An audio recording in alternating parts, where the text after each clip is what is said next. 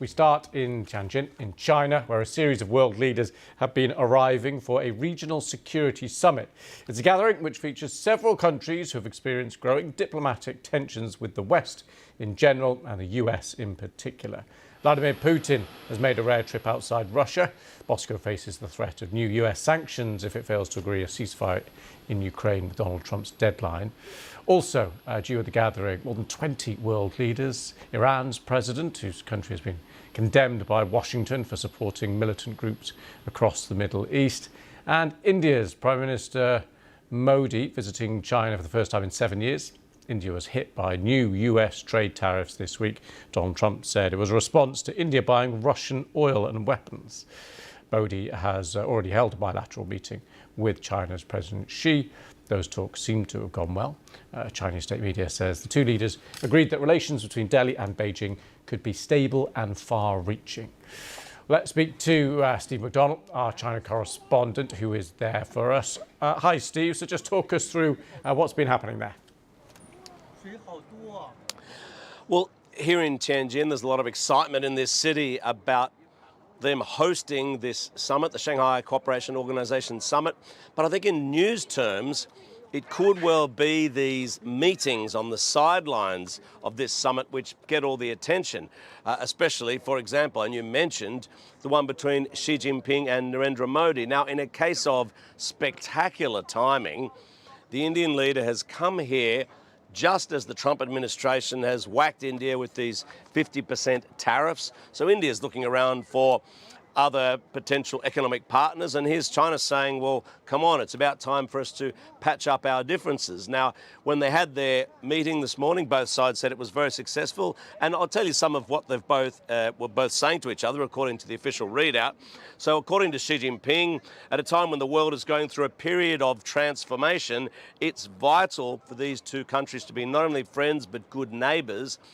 And he used this expression, which he's used before, that it's also vital for the dragon and the elephant to come together. Now, this has become like Xi Jinping's catchphrase for relations between India and China improving.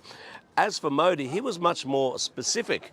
He spoke about the agreement which had been reached by the special representatives of both of these countries regarding border management. Now, this will be about this disputed border area, remote border area, which has seen deadly clashes involving the soldiers of both of these countries. They've had teams sitting down and discussing this with a view to stopping that from happening in the future. He also said that direct flights would resume between the two countries. I think many people in other parts of the world would be surprised to know that there hadn't been direct flights between China and India, but it just shows how bad relations had been with no tourists, no student exchanges and the like. Well, they're going to sort of ratchet that up again. And Modi also said that it was in the interests of 2.8 billion people that the two of them could get on along with one another. And when you think about it, it's quite true. I mean, these are the world's two most populous nations, and if they can cooperate with one another, the potential is obviously enormous. Modi also said if they could get along with one another, this would be for the benefit of the entire global community.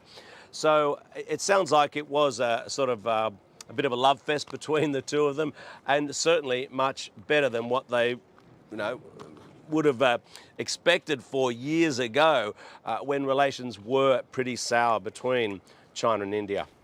Steve, thank you very much for that. We're going to speak now to Anastasia Shapakina, president of the geoeconomics think tank Eastern Circles. Thank you for coming on the programme. Thank you. So let's start with this relationship between China and India then. Steve, just outlining some of the history and some of the seeming development. How significant do you think it is? I think that this rapprochement between the two strategic rivals, right, historically, shows us the new stage of development of the Shanghai Cooperation Organization and the ambition, especially, that China has for it as a new potential, one of the potential new centrifying kind of forces to bring together the countries from both Western and Western kind of camp and the global South.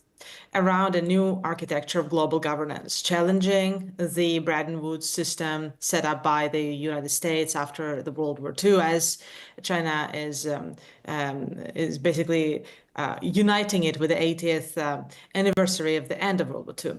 And it is especially telling, if you look back at the history of this Shanghai Cooperation Organization, within which the bilateral meeting is taking place between Modi and Xi. And it started in the 90s as a union of 5 countries around 2 issues, fighting drug trafficking and terrorism across the Tajik-China border and the borders that China shares with Central Asia, uniting 4 Central Asian countries and Russia and China, and then evolved in 2001 into what is now known as Shanghai Cooperation Organization, which had as an ambition this more broader security axis, uniting around it already now 10 nations. And today we see between 2001 and 2024. And today it's like a new stage. We see at Shanghai Cooperation Organization such countries which are strategic rivals as China and India coming to a rapprochement and really being interested in cooperation together for the reasons, of course, which now go beyond security reasons. Yeah. And can I just ask you, just because we're vaguely short of time here, but I just want to get to the role of Russia. How significant is Russia's role here? For Russia, unlike for India, which is it's a historic moment of rapprochement, but now for Russia, this is more one of the meetings. There's going to be also a bilateral meeting between Xi and Putin coming up, and this is just one in a series of meetings which have been already over a couple of dozen over the last 25 years, and the meetings which basically underscore the close strategic alliance between Russia and China. China is, and this is just one of the settings, and these meetings have taken place in numerous settings, and the alliance has been deepening since the early 2000s, since the construction of the Esco pipeline, the oil pipeline between China and Russia, but also especially deepened since 2022 as China underpins Russia's war effort in Ukraine, and without China's economic partnership with Russia, Russia is being able to reorient its oil exports to China and also to a lesser extent to India, and also build strong economic ties, reorient from west to east.